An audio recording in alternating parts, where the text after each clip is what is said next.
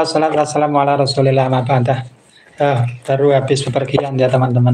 Lah, ini tadi teman-teman yang dimuliakan Allah, mudah-mudahan pada kesempatan hari ini, hari apa ini? Hari Ahad ya, hari Ahad tanggal 28 Mei 2023 ini, teman-teman semuanya yang menyimak video ini diberikan kemudahan oleh Allah Subhanahu wa taala, dilancarkan ikhtiarnya, dilancarkan hajatnya, dilimpahkan rezekinya, dan dilimpahkan kesehatan lahir dan batinnya. Amin.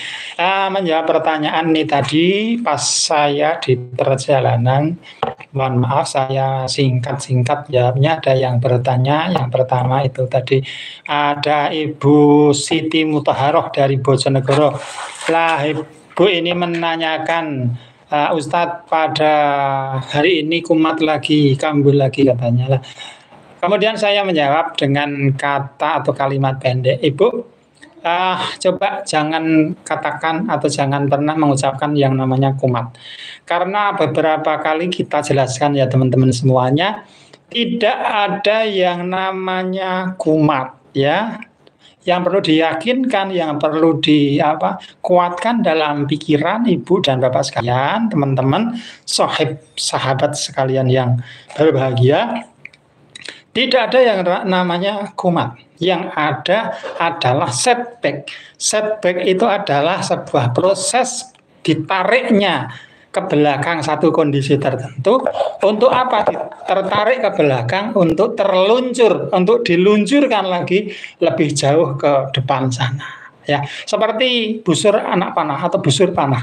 Ketika mau melesatkan jauh ke depan, itu pastinya harus ditarik dulu ke belakang. Kemudian apa? Kemudian nanti anak panahnya akan melesat jauh, melompat jauh ke depan. Nah, begitu juga dengan ibu dan bapak sekalian. Pada kondisi tertentu mungkin tertarik ke belakang. Ini jangan disikapi atau jangan dimaknai sebagai kumat. Akan tetapi, sadari saja bahwa saat itu ibu dan bapak sekalian baru ditarik ke belakang. Oh iya, sadari, saya baru ditarik ke belakang nih. Alhamdulillah. Berarti sebentar lagi akan melesat lebih jauh lagi. Lebih jauh lagi daripada yang kemarin. Nah, itu yang perlu diyakini ya teman-teman, ibu dan bapak sekalian. Tidak ada rasa kumat. Tidak ada proses perbaikan itu kok kumat. Lakukan terus prosesnya. Yang paling baku, yang paling penting adalah sadari. Setiap ada rasa yang kurang nyaman, nah itu adalah sebuah proses tarikan busur panah ke belakang untuk melesat lagi jauh ke depan sana. Nah, ibarat lagi ketika ibu dan bapak sekalian naik mobil pada suatu ketika jalan itu mulus, bisa jalan kencang, tapi ada kalanya ada jalan yang mungkin mengurangi kecepatan. Nah, ketika ada jalan rusak berarti apa? Harus berhenti dulu, mungkin menghindar dulu, ngerem dulu. Kenapa harus berhenti dulu? Kenapa harus ngerem dulu? Karena apa? Untuk lebih cepat lagi melaju. Coba ketika ada jalan rusak, jalan yang berlubang, terus digas terus ya, tentunya nggak nyaman teman-teman semuanya. Itu ya dari Ibu Siti Mutaharoh. Yang kedua dari Pak Faris. Pak Faris mengatakan, Ustadz tiba-tiba kenapa ya kok lemes, keliangan, mata ngeblur mungkin tadi kayaknya ya. Nah, Bapak semuanya tidak ada yang namanya ujuk-ujuk.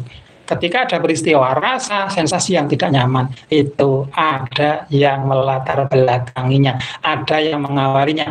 Lah, namun teman-teman semuanya biasanya tidak menyadari apa toh? Ada peristiwa apa toh? Sejam sebelumnya, 2 jam sebelumnya, atau 3 jam sebelumnya, atau 6 jam sebelumnya, atau sehari sebelumnya, kok ujuk-ujuk kayak lemes lah. Itu tidak ujuk-ujuk lemes ya teman-teman. Ada sesuatu yang melatar belakangi, ada sesuatu yang menjadi pemicunya.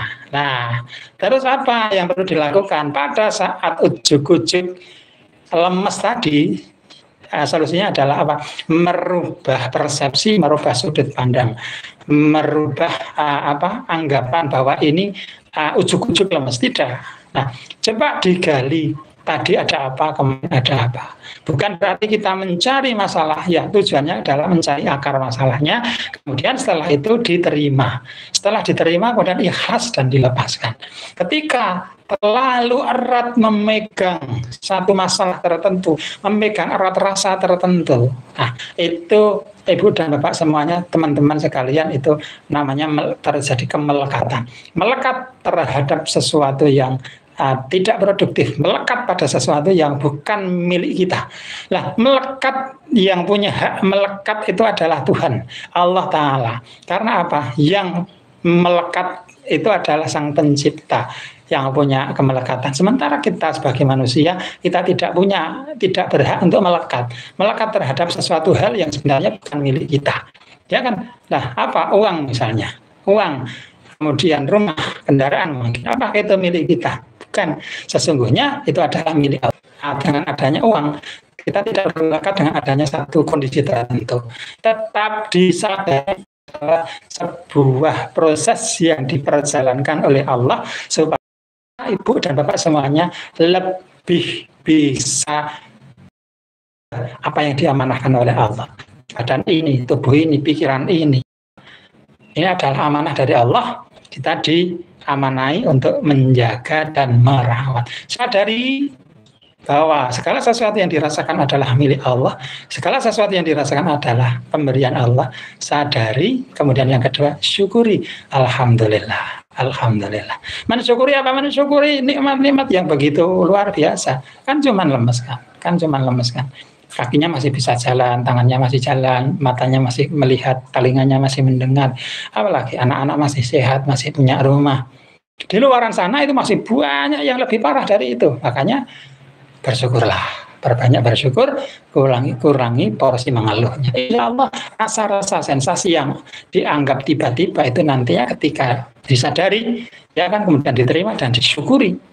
Perbanyak bersyukur, insya Allah semuanya akan baik-baik saja dan progresnya pun juga akan lebih baik lagi, lebih positif lagi. Namun ketika berusaha melawan, berusaha menghindar, berusaha menghilangkan rasa itu justru sesuatu proses yang proses yang mundur, ya, seperti itu. Berusaha melawan, berusaha menghilangkan, berusaha memutus. Nah, jangan pernah berusaha seperti halnya kita punya hak terhadap sesuatu, karena segala sesuatu adalah haknya Allah, miliknya Allah. Kita hanya sebagai penerima amanah. Maka